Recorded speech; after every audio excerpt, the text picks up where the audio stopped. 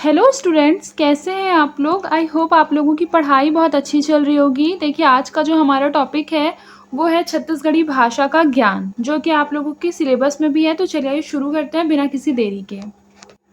सबसे इम्पॉर्टेंट ये चीज़ कि जो भाषा होती है, भाषा क्या होती है। जैसे मैंने आप लोगों को बताया ना कि भाषा जो होती है वो हिंदी वाली क्लासेस में बताया था कि भाषा जो होती है बेसिकली वो विचारों के आदान प्रदान का माध्यम होती है। तो छत्तीसगढ़ी में भी सेम यही लिखना है, ठीक है, बस छत्तीसगढ़ी लैंग्वेज में लिखना है। जैसे देखिए, भाषा जो है वो विचारों के आदान प्रदान के माध्यम आए, ठीक है। भाषा शब्द संस्कृत के भाष धातु ले बने हवय, जेकर अर्थ है बोलना। भाष का क्या अर्थ होता है? बोलना या फिर कहना।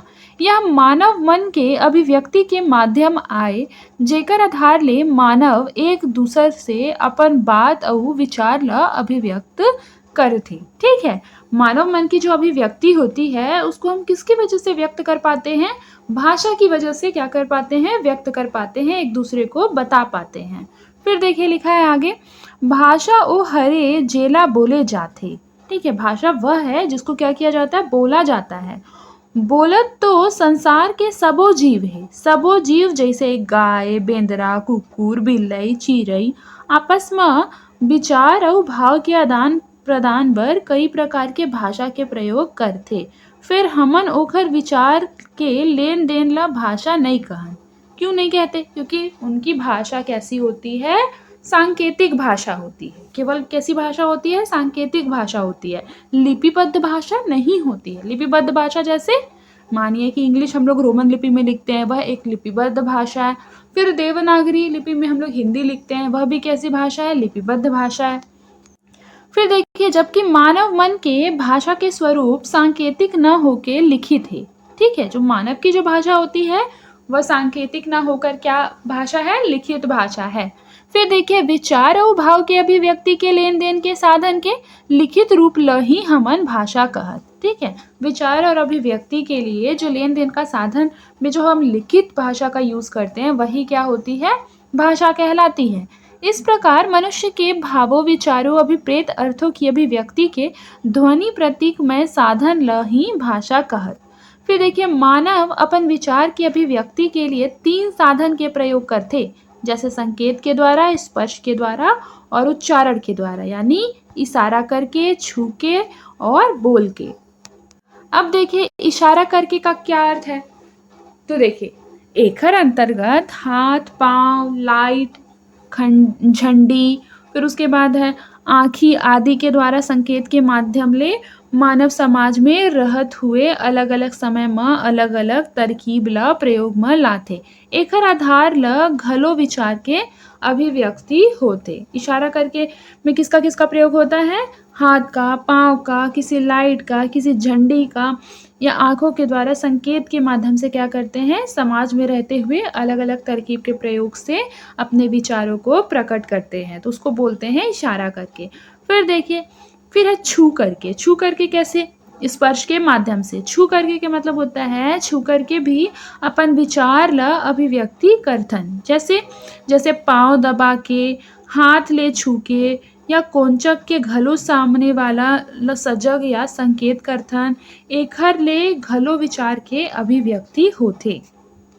फिर देखिए, बोल करके कैसे? यानी मौखिक अभिव्यक्ति के माध्यम से। लिखा है, ऊपर गिनाए गए विचार के अभिव्यक्ति के जौन 2 प्रकार बताई गए हैं, उनकर ले कुछ हद ले अभिव्यक्ति तो होथे। फिर बोल के जब विचार की अभिव्यक्ति करे जाथे, उही ह भाषा के सही अर्थ मूल रूप आए।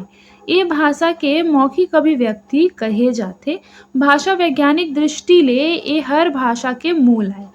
जो हम बोल करके जिसका प्रयोग करते हैं मौखिक अभिव्यक्ति के माध्यम से, बेसिकली वही ऐसी भाषा है जिसको कि क्या करते हैं? वैज्ञानिक दृष्टि से हम लिखते हैं, लिपिबद्ध करते हैं। तो यही क्या है? भाषा का मूल रूप है, ठीक है। फिर देखिए, भाषा एक एक ठन दूसर रूप के लिख के अभिव्यक्ति करे जाथे। यहू हर भाषा की अभिव्यक्ति के माध्यम आए। बोल के जौन अभिव्यक्ति विचार ला प्रकट करे जाथे, ओखर अपेक्षा लिख के जौन विचार अभिव्यक्ति करे जाथे, ओमे भाषा के उतार चढ़ाव, सुर, तान, बलाघात के प्रभाव शामिल नहीं रहे। यही कारण लिखित रूप ला भाषा के मूल रूप स्वीकार नहीं करे जाते। ठीक है, अब देखिए छत्तीसगढ़ी भाषा के रूप। तो छत्तीसगढ़ी भाषा एक जन भाषा आए जेहर ए अंचल में सन 1860 ले अपन उपस्थिति दर्ज करत आवत है। ठीक है, छत्तीसगढ़ी जो है एक जन भाषा है, ठीक है, जिसका की जो प्रयोग है, जो उपस्थिति है वो 1860 से दर्ज है। यहर ये अंचल के सामान्य जनमानस के भाषा आए। येला समझे बर छत्तीसगढ़ अंचल ला समझना होही और छत्तीसगढ़ अंचल ला समझे बर छत्तीसगढ़ी जन भाषा ला समझे ला पड़ही। अब छत्तीसगढ़ शासन ह छत्तीसगढ़ी ला राजभाषा घोषित करे हावय। धीरे धीरे छत्तीसगढ़ी लेखन और कामकाज के भाषा के रूप म काम में प्रयोग लाए जाही, तभी ये राजभाषा के दर्जा ला धारण करही। ठीक है, आपको पता है राजभाषा बेसिकली क्या होती है, कामकाज की भाषा होती है, एक आधिकारिक भाषा होती है। तो अगर छत्तीसगढ़ी भाषा को कामकाज के रूप में प्रयोग करेंगे तभी क्या होगा, ये राजभाषा के दर्जा को धारण करेगी।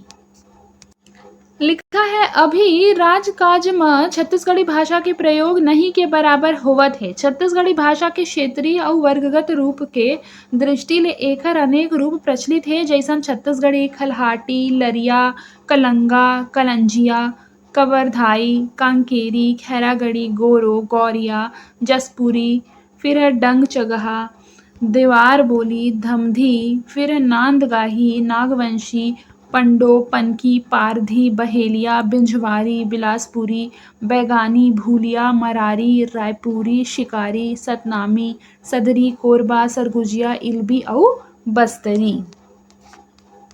फिर देखिए लिखा है ऊपर गिनाए गए छत्तीसगढ़ी के क्षेत्रीय और वर्गगत रूप ला आधार बनाकर डॉक्टर व्यास नारायण दुबे, जौन वर्तमान समय में पंडित रविशंकर शुक्ल विश्वविद्यालय रायपुर के साहित्य एवं भाषा अध्ययन शाला के प्रोफेसर एवं अध्यक्ष हवै, वो हर भाषा वैज्ञानिक दृष्टि ले सर्वेक्षण करके छत्तीसगढ़ी जन भाषा के 9 बोली रूप स्थापित करे हवै। एकर उल्लेख ओकर द्वारा प्रकाशित पुस्तक छत्तीसगढ़ी जन भाषा में हवै। देखिए पंडित रविशंकर शुक्ल जो थे वो कौन थे बताइए, वो रायपुर के साहित्य भाषा अध्ययन शाला के प्रोफेसर थे और उसके अध्यक्ष थे। ठीक है, और उनके द्वारा जो लिखा गया ग्रंथ है छत्तीसगढ़ी जन भाषा, उसमें छत्तीसगढ़ी जन भाषा के 9 बोलियों को स्थापित किया गया है। ठीक है, और छत्तीसगढ़ी भाषा की ये 9 बोली के रूप है कौन कौन से हैं ये देखते हैं। देखिए पहला है छत्तीसगढ़ी बोली, जिसे कि मानक छत्तीसगढ़ी कहते हैं। छत्तीसगढ़ी बोली के अंतर्गत छत्तीसगढ़ी, कवर्धाई, खैरागढ़ी, नांदगाही, धमदी, रायपुरी, बिलासपुरी, कांकेरी और लरिया क्षेत्रीय वाचक रूप ला शामिल करे गे हवय। एकर साथ ही साथ सतनामी, बैगानी, गोरो, गौरिया और देवार बोली के वर्गगत वाचक रूप घलो शामिल हवय। एमे शामिल कवर्धाई, खैरागढ़ी, नांदगाही, धमदी, रायपुरी, बिलासपुरी, कांकेरी, लरिया, सतनामी, बैगानी, गोरो, गौरिया और देवार बोली मन के छत्तीसगढ़ी बोली ले अलग कोई बोलीगत महत्व नहीं हवय। देखिए लिखा है कि ऊपर गिनाए गए हवे सबो बोली रूप मन के सामूहिक नाम छत्तीसगढ़ी बोली आए। अगर सामूहिक रूप से देखा गया तो उसको क्या बोलते हैं, छत्तीसगढ़ी बोली ही कहते हैं। जेहर मेल मिलाप के रूप में यहाँ के सामान्य जनता जनार्दन के द्वारा प्रयोग में लाए जाते। एकर केंद्रीय और सर्वप्रमुख होए के खातिर एला बोली नाम के दर्जा देगे है। अब देखिए दूसरा है खलहाटी बोली। ये बोली रूप के अंतर्गत खलहाटी क्षेत्रीय वाचक रूप और पनकी तथा मरारी वर्गगत वाचक रूपों को शामिल किया गया है। तीनों रूपों में खलहाटी की भाषिक प्रमुखता होने के कारण यला बोली नाम के दर्जा देगे हवे। ये बोली है छत्तीसगढ़ी बोली के पश्चिमी भाग में बोले जाते। ठीक है, खलहाटी बोली कहाँ बोली जाती है, छत्तीसगढ़ के पश्चिमी भाग में। ठीक है, मान लीजिए कि ये क्या है, छत्तीसगढ़ का मान लीजिए ये मैप है। ठीक है, और ये जो पश्चिम का जो साइड है यहाँ पर क्या बोली जाती है, खलहाटी बोली जाती है। फिर देखिए सरगुजिया बोली। ये बोली के अंतर्गत सरगुजिया क्षेत्रीय वाचक रूप और नागवंशी वर्गगत वाचक रूप ला शामिल करेगे हावे। नागवंशी वाचक रूप के अलग भाषाई महत्व नहीं हावय। सरगुजिया बोली ह सरगुजा जिला में संपर्क बोली के रूप में बोले जाथे और एकर भाषाई महत्व होए ले एला बोली नाम के दर्जा प्रदान करे गे हवय। एहर छत्तीसगढ़ी बोली के उत्तर भाग में बोले जाते। सरगुजिया बोली कहाँ बोली जाती है? छत्तीसगढ़ के उत्तरी भाग में बोली जाती है। ये सारी चीजें आप लोग नोट डाउन करते चलेंगे। फिर देखिए सदरी कोरबा बोली। ये बोली के अंतर्गत सादरी, जसपुरी, सदरी क्षेत्रीय वाचक रूपों और सदरी कोरबा वर्गगत वाचक रूप ल शामिल करेगे हावय। सादरी, जसपुरी, सदरी और सदरी वाचक रूपों के अपेक्षा सदरी कोरबा के भाषाई महत्ता अधिक हावे, जेखर ले यह अलग से बोली नाम के दर्जा देके हवय। यह छत्तीसगढ़ के बोली के उत्तर पूर्वी भाग में बोले जाते। सदरी कोरबा कहाँ बोला जाता है बताइए? उत्तर पूर्वी भाग। मान लीजिए कि जैसे ये छत्तीसगढ़ का मैप है, ठीक है, तो इस साइड जो बोली बोली जाएगी ये उत्तर पूर्वी भाग में ये बोली जाएगी सदरी कोरबा। अब देखिए बिंजवारी बोली। तो बिंजवारी बोली के अंतर्गत बिंजवारी, भुलिया, कलंगा, चमारी, कलंजिया वर्गगत वाचक रूप शामिल हावय। एमा अन्य वाचक रूप ले बिंजवारी के महत्व ज्यादा हावय, जेखर कारण ले एला बोली के दर्जा देगे हावय। फिर देखिए बहेलिया बोली।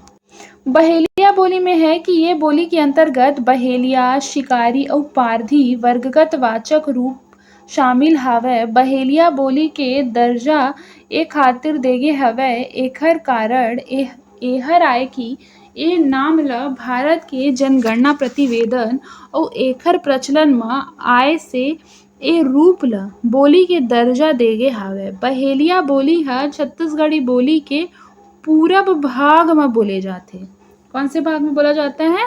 पूर्व की ओर बोला जाता है बहेलिया बोली। ये सारा क्वेश्चन जो है ना ये प्रीलिम्स के एग्जाम में भी पूछ लिया जाता है, ठीक है, और मेंस में तो ये 2 नंबर में इजीली पूछ लिया जाएगा कि बहेलिया बोली छत्तीसगढ़ के किस भाग में बोली जाती है। और आप लोगों ने पीवाईक्यू देखा होगा तो आप लोगों ने देखा होगा कि 2-2 मार्क्स के भी क्वेश्चन आ रहे हैं, यानी कि आपको फैक्चुअल नॉलेज भी काफ़ी ज़्यादा होना चाहिए, ठीक है, तभी आपका क्या होगा, एग्जाम क्लियर होगा। ऐसा नहीं है कि अगर आपके आंसर राइटिंग की प्रैक्टिस बहुत अच्छी है तो भी हो जाएगा, नहीं, आपको फैक्चुअल नॉलेज भी होना चाहिए, आपके आंसर राइटिंग भी बहुत अच्छी होनी चाहिए, आपका जो आंसर लिखने का जो पेश करने का तरीका होना चाहिए वो भी बहुत अच्छा होना चाहिए, तब जाके कहीं आपको अच्छे मार्क्स मिलेंगे।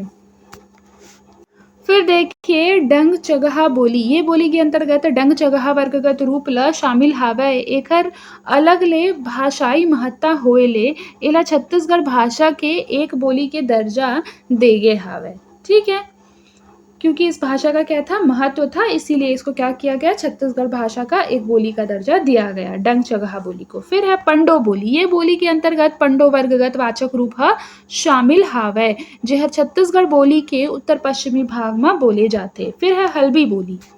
हल्बी बोली में देखिए ये बोली के अंतर्गत हल्बी वर्गगत रूप शामिल हावय। ये बोली बस्तर क्षेत्र में संपर्क भाषा के रूप में बोले जाते।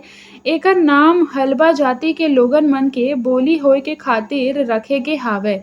ये छत्तीसगढ़ी बोली क्षेत्र के दक्षिण पूर्वी भाग में बोले जाते। हल्बी बोली देखिए, सबसे पहले तो इसका स्क्रीनशॉट ले लीजिए, फिर उसके बाद इसको आप अपनी कॉपी में नोट डाउन भी कर लेंगे। देखिए ये है छत्तीसगढ़ी और यहाँ पर क्या लिखा हुआ है बताइए, ये है छत्तीसगढ़ी बोली और ये मानक छत्तीसगढ़ी बोली है। मानक छत्तीसगढ़ी बोली में कौन कौन सी भाषाएं आती हैं, मतलब कौन कौन सी बोली आती है। देखिए कौन कौन सी बोली आती है। सबसे पहले देखिए बिलासपुरी, गोरो, रायपुरी, सतनामी, लरिया, देवार बोली, गौरिया, कांकेरी, फिर है नांदगाही, खैरागढ़ी, बैगानी, कवर्धाई, ये सब छत्तीसगढ़ी मानक छत्तीसगढ़ी के अंतर्गत आती है, ठीक है। और फिर उसके बाद और कौन कौन से प्रकार होते हैं छत्तीसगढ़ी बोली के, तो देखिए फिर है खल्हाटी। खल्हाटी भी एक बोली है जो मैंने आपको बताया ना कि छत्तीसगढ़ के पश्चिमी भाग में बोला जाता है। फिर उसके बाद देखिए सरगुजिया। सरगुजिया कहाँ बोली जाती है, उत्तर भाग में बोला जाता है छत्तीसगढ़ के। उसके बाद आगे बढ़िए सदरी कोरबा। सदरी कोरबा कहाँ बोला जाता है, छत्तीसगढ़ के उत्तर पूर्वी भाग में, यानी यहाँ पर, ठीक है। फिर उसके बाद है बिंजवारी। बिंजवारी कहाँ बोली जाती है बताइए। देखिए बिंजवारी भाषा जो है बेसिकली कहाँ कहाँ बोली जाती है, जहाँ की भूलिया, कलंगा ये सारे लोग रहते हैं ना, वहाँ पे बोली जाती है, ठीक। फिर उसके बाद है डंग चगहा। डंग चगहा बोली भी बहुत इंपॉर्टेंट है, ठीक है। फिर उसके बाद है बहेलिया बोली। बहेलिया बोली कहाँ बोली जाती है, बहेरिया बोली बोली जाती है छत्तीसगढ़ के पूरब भाग में, यानी छत्तीसगढ़ के इस साइड वाले भाग में, ठीक है। फिर उसके बाद देखिए पंडो बोली भी बहुत इंपॉर्टेंट है, जो कि उत्तर पश्चिम भाग में बोली जाती है। उत्तर पश्चिम भाग यानी इस साइड में, जैसे छत्तीसगढ़ का मैप आप लोग ऐसे बनाते हैं तो इस साइड वाली जो है ना वहाँ पर बोली जाती है पंडो बोली। फिर है हल्बी बोली कहाँ बोली जाती है, तो दक्षिण पूर्वी भाग में, यानी कि मान लीजिए छत्तीसगढ़ का ये मैप है, दक्षिण पूर्वी भाग यानी इस साइड पे बोली जाती है, ठीक है। इस तरीके से आप लोग याद कर लेंगे और इसको स्क्रीनशॉट ले लेंगे। मैं इसको इरेज कर देती हूँ, ये मैंने आप लोगों को सिखा दिया है। पर ये जो सारी जो ये सब भाषाएं हैं वो एक युग्म बनाकर छत्तीसगढ़ी भाषा के अंतर्गत ही बोले जाते हैं, इसीलिए ये सभी क्या है, मानक छत्तीसगढ़ी से कनेक्टेड है, ठीक है। फिर देखिए छत्तीसगढ़ी भाषा का सामान्य परिचय ये भी देख लीजिए, ठीक है। मान लीजिए इस पर आपका 4-5 नंबर का कोई भी क्वेश्चन आ गया तो आप लोग लिख सकते हैं। देखिए सबसे पहले क्या लिखा हुआ है, सबसे पहले लिखा है कि छत्तीसगढ़ अभिधान के प्रचलन को यद्यपि सप्रमाण प्रस्तुत नहीं किया जा सकता, तथापि विभिन्न विद्वानों के अभिमतों के आलोक में रेखांकित तो किया ही जा सकता है। फिर लिखा है छत्तीसगढ़ी शब्द युग्म 36 किलो की अवस्थिति को निर्दिष्ट करता है, जैसे कि हम लोग सब जानते भी हैं, ठीक है। छत्तीसगढ़ की देवार जाति प्राचीन राजाओं और राज्यों की गौरव गाथा की प्रस्तुति के उपक्रम में 52गढ़ मंडिला, छत्तीसगढ़ रतनपुर, 18गढ़ संबलपुर आदि का उल्लेख करते हैं। इससे रतनपुर राज्य के अधीन छत्तीसगढ़ों की स्थिति क्या है स्पष्ट हो जाती है। आगे इन छत्तीसगढ़ों का क्रमानुसार उल्लेख भी किया गया है, जिससे छत्तीसगढ़ नाम की प्रामाणिकता सुदृढ़ और सुस्पष्ट होती है। कालांतर में इनकी संख्या बढ़ाकर कितनी हो गई थी, 48 हो गई थी, लेकिन एक बार जो शब्द रूढ़ हो गया वही प्रचलित हुआ। श्री प्रयागदत्त शुक्ल के अनुसार, ये आप नोट डाउन करेंगे, श्री प्रयागदत्त शुक्ल के अनुसार छत्तीसगढ़ नाम मुगल काल में प्रचलित हुआ। कुछ विद्वानों का मत है कि इस अंचल के लिए छत्तीसगढ़ नाम 1443 के लगभग प्रचार में आया। इसके पहले प्रस्तुत छत्तीसगढ़ के लिए सर्वत्र कौशल, महाकौशल, दक्षिण कौशल नाम प्रयुक्त हुआ। अयोध्या का राज्य उत्तर कौशल कहलाता था। अयोध्या का राज्य क्या कहलाता था, उत्तर कौशल कहलाता था, और छत्तीसगढ़ का यह क्षेत्र विस्तृत सीमा के साथ दक्षिण कौशल से अभिहित संबोधित होता था।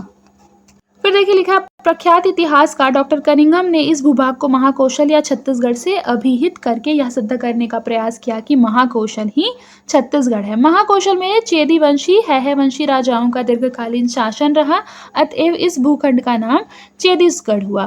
फिर लिखा जो बोलचाल की भाषा में क्या बन गया, बाद में छत्तीसगढ़ बन गया, जो कि वर्तमान का भी नाम है। राय बहादुर हीलालाल ने कलचुरी युगीन उत्कीर्ण लेखों में चेदी संवत या चेदिश्य संवत का प्रयोग किया था। फिर है किंतु चेदीसगढ़ के रूप में उल्लेखित परंपरा का प्रमाण नहीं मिलता है। फिर है साहित्य में छत्तीसगढ़ का प्रयोग जो है वो सर्वप्रथम खैरागढ़ के चारण कवि दलपत राव की रचना में उपलब्ध है। ये क्वेश्चन कई बार PYQ में आया है, इसको नोट डाउन कर लीजिए कि साहित्य में यदि छत्तीसगढ़ शब्द का प्रयोग मिलता है तो वो खैरागढ़ के चारण कवि दलपत राव की रचना में मिलता है। उन्होंने अपने आश्रयदाता राजा लक्ष्मी निधि राय को सन 1497 की एक प्रशस्ति में संबोधित किया है। लक्ष्मी निधि राय सुनो चित्त दे, गढ़ छत्तीस में न गढ़या रही, मरदुमी रही नहीं मरद के, फेर हिम्मत से न लड़या रही, भाव भरे सब काप रहे, भय है नहीं जाय डरया रही, दलराम भय सरकार सुनो, नृप को न ढाल अड़या रही। रतनपुर के प्रख्यात कवि गोपाल मिश्र ने खूब तमाशा में छत्तीसगढ़ का उल्लेख किया है। क्या कैसे किया है, देखिए प्रथम बार किया है खैरागढ़ के चारण कवि दलपत राव ने, दूसरी बार रतनपुर के प्रख्यात कवि गोपाल मिश्र ने किया। ठीक है, ये दोनों ही क्वेश्चन एग्जाम में पूछा जाता है। फिर देखिए लिखा बाबू रेवाराम ने सिंहासन बत्तीसी के पद्यानुवाद विक्रम विलास कृति में छत्तीसगढ़ का व्यवहार किया है। ठीक है, इस तरीके से। फिर उसके बाद देखिए लिखा है इससे यह प्रमाणित हो जाता है कि इस भूभाग में छत्तीसगढ़ का नाम सन 1443 के लगभग प्रचार में आया। ये इंपॉर्टेंट टॉपिक है ना, छत्तीसगढ़ भाषा का परिचय। देखें सौर सेनी और मागधी के अपभ्रंश संक्रांति क्षेत्र अर्ध मागधी से उद्भूत है छत्तीसगढ़ी। ठीक है, किससे उद्भूत है, अर्ध मागधी क्षेत्र से। ठीक है, फिर देखिए लिखा है कि पूर्वी हिंदी की समर्थ विभाषा छत्तीसगढ़ी की दे, भगिनिया, अवधी और बघेली है। फिर है मराठी और ओडिया प्रभाव के कारण यह अवधि से भिन्नता प्रदर्शित करती है। पूर्वी क्षेत्र लरिया उड़िया मिश्रित है, इसमें भिंजवारी, कलंगा, भूलिया आदि बोलियां प्रचलित है। उत्तरी क्षेत्र भोजपुरी प्रस्तावित है, जिसके अंतर्गत सदरी और सरगुजिया सम्मिलित है। पश्चिमी छत्तीसगढ़ी क्या है, खलहाटी है, जैसा मैंने आपको ऊपर बताया है, ठीक है, जिसके पश्चिम में मंडलाही और बैगानी बोली जाती है। दक्षिणी छत्तीसगढ़ी के बस्तरिया, हल्बी और भतरी आदि बोलियों में मराठी, उड़िया और तेलुगु का भी प्रभाव मिलता है। देखिए, प्रवासी छत्तीसगढ़ी की बोली के भी विविध प्रकार है। ये प्रमुखतः कालीमाटी, बालाघाट, भोपाल, नागपुर, उड़ीसा के पश्चिमी भाग, असम के चाय बागान के साथ अफ्रीका के सोने की खदान में काम करते हुए बोले जाते हैं। देखिए, सर्वेक्षण के अनुसार गौरो, बैगी, सरगुजिया, धमधी, बिंझवारी, सतनामी, पनीकी, देवार, कांकेटी, नागवंशी आदि छत्तीसगढ़ी बोलियों का उल्लेख है। केंद्रीय छत्तीसगढ़ी का रूप निर्धारण करते हुए डॉक्टर रमेश चंद्र महरोत्रा लिखते हैं कि यह केंद्रीय छत्तीसगढ़ी रायपुर, दक्षिणी बिलासपुर और पूर्वी दुर्ग में प्रयुक्त होती है। जनगणना प्रतिवेदे में छत्तीसगढ़ी के अंतर्गत 16 मातृभाषाओं के नाम दिए गए हैं। इनके अतिरिक्त भी अनेक नाम छत्तीसगढ़ी के साथ ही रखे जाते हैं, जैसे उदाहरण के लिए रतनपुरी, रायपुरी, खैरागढ़ी, बहेलिया इत्यादि। देखिए, छत्तीसगढ़ी भाषा एवं बोलियों का प्रयोग जो है वो लगभग 2 करोड़ लोग करते हैं, ठीक है, लेकिन संपर्क की भाषा यहाँ क्या है, हिंदी है, लेकिन आचार व्यवहार व बोलचाल में छत्तीसगढ़ी यहाँ पर प्रयुक्त होती है। छत्तीसगढ़ी ध्वनि समूह का प्रमुख आधार भारतीय आर्य भाषा ध्वनि समूह है। कौन सी? भारतीय आर्य भाषा ध्वनि समूह, नोट डाउन कर लीजिए। फिर देखिए, लिखा है कि आवश्यकता अनुसार इसमें अन्य ध्वनियां भी बाद में विकसित होती गई, जैसे अ, आ, ई, उ, ए, ओ, औ। प्राचीन वैदिक स्वर है, अपूर्ण स्वर एवं संयुक्त हर्ष स्वर में छत्तीसगढ़ी के निजी विकसित स्वर है, ठीक है, इस चीज को याद रखिएगा। फिर लिखा है, डॉक्टर धीरेन्द्र वर्मा ने लिखा है कि इन्हें छत्तीसगढ़ी को उनकी जननी का उत्तराधिकार मानना चाहिए, ठीक है।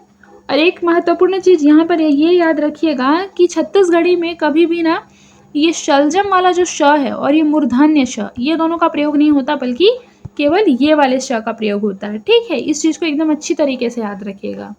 जैसे कि आप लोगों ने इस चीज को नोटिस किया होगा कि छत्तीसगढ़ी में ये जो है, ये ऋण, ये क्या हो जाता है, अनुपलब्ध है, उसमें ऋण को भी ऋण ही बोलेंगे, ऋण, जैसे यहाँ पे लिखा है ना, बिल्कुल उस तरीके से, ठीक है। तो कुछ ऐसी ध्वनियां है ना जो छत्तीसगढ़ी में क्या है, अनुपलब्ध है, ठीक है।